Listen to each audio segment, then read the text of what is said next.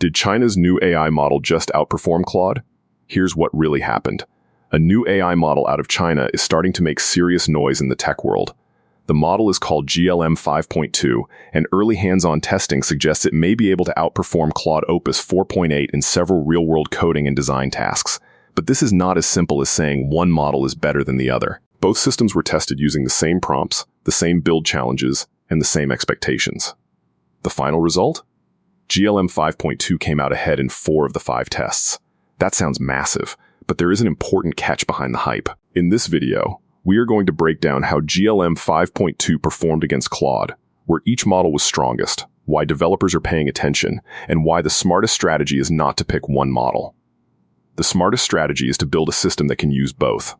The 2 models being compared are both brand new, high-end AI systems. First, there is GLM 5.2, created by ZAI, the international name connected to Jipu AI in China. This model launched on June 13, 2026, and quickly gained attention because of its coding ability, design output, and flat-rate approach to usage. Then there is Claude Opus 4.8 from Anthropic. Claude launched on May 28, 2026, and has already built a reputation as one of the strongest AI models for reasoning, programming, analysis, and advanced technical work. So this was not a weak model against a strong model. This was 2 major AI systems being tested directly against each other, and the results were not what many people expected. The first challenge was to build a simple running game. The player needed to dodge obstacles, collect coins, and deal with the game getting faster over time. GLM 5.2 produced a game that felt much more alive. The visuals were brighter, the movement felt smoother, and the gameplay had more energy. It felt like something you could actually enjoy playing. Claude's version did work, but it felt more basic. It completed the task, but the game lacked personality, polish, and excitement. For this first round, GLM 5.2 clearly had the stronger result. The second challenge was all about web design. Both models were asked to create a high-end product landing page with a clean Apple-inspired look. This is another area where GLM 5.2 stood out. It created a page that felt more modern, more polished, and more premium. The scrolling was smooth, the navigation worked well, and the overall design felt closer to something you would expect from a real technology brand. Claude's version was functional, but it looked more plain. It had the basics, but it did not deliver the same high-end visual feeling. So GLM 5.2 took the second round as well. The third test was more advanced. The prompt asked both models to animate liquid swirling inside a bowl. This is a harder challenge because it requires more than just basic code. The model has to understand movement, animation, physics, and visual realism. Claude created an animation that worked at first, but it quickly lost energy and did not feel very impressive. GLM 5.2 created something far more dynamic. The liquid motion looked smoother, the animation felt more realistic, and it even added interactive controls so the user could change the color of the fluid. That extra level of interactivity made GLM's version feel more complete. Once again, GLM 5.2 won the round. The fourth test asked both models to build a neon-style arcade game. GLM 5.2 delivered a stronger visual experience. The game had brighter effects, a better arcade atmosphere, and more engaging gameplay. It felt more creative and more exciting overall. Claude's version worked, but it was more standard. It also had a few small gameplay issues that made it feel less polished. By this point, GLM 5.2 had taken 4 straight wins. The score was now 4-0. The final test was different. Both models were asked to create an interactive moving map of the solar system. This is where Claude finally showed its strength. Claude Opus 4.8 created a much cleaner, more organized, and more impressive visualization. The structure was better. The design was stronger.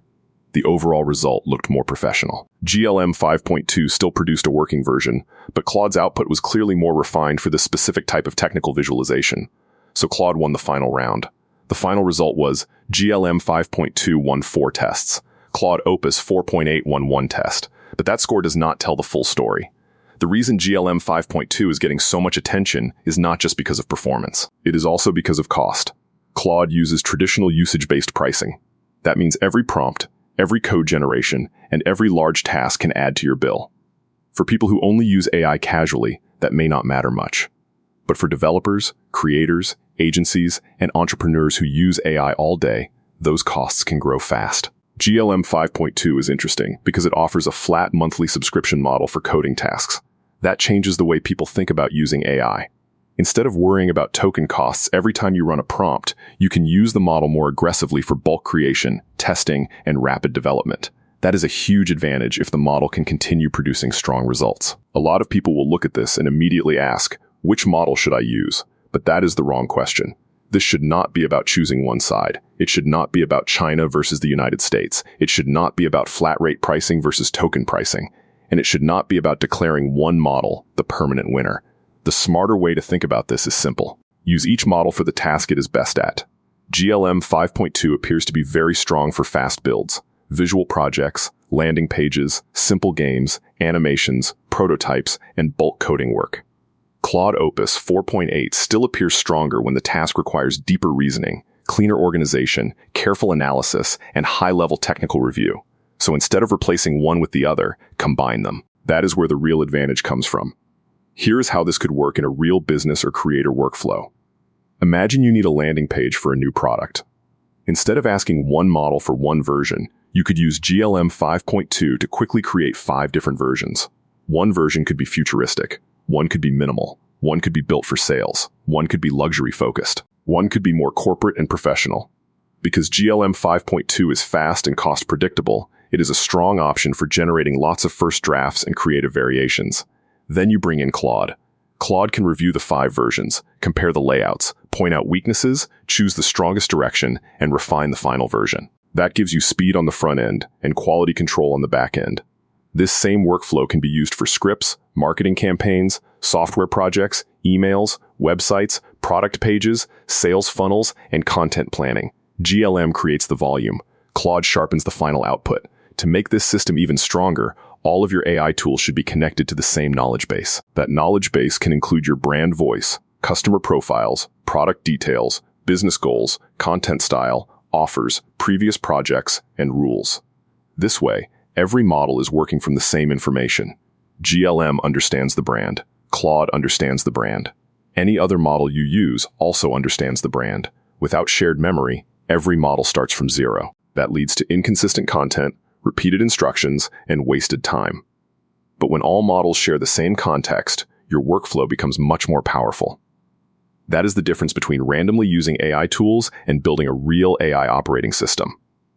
Now here's the part people need to be careful about. Even though GLM 5.2 looked very strong in these tests, that does not mean it has officially beaten Claude across the board. At launch, ZAI did not release official benchmark data for GLM 5.2. There were also no verified third-party benchmark results available yet, so anyone claiming that GLM 5.2 officially destroys Claude on benchmarks is making a claim without confirmed data. The hands-on results are impressive, but real-world visual testing is not the same thing as controlled benchmark testing.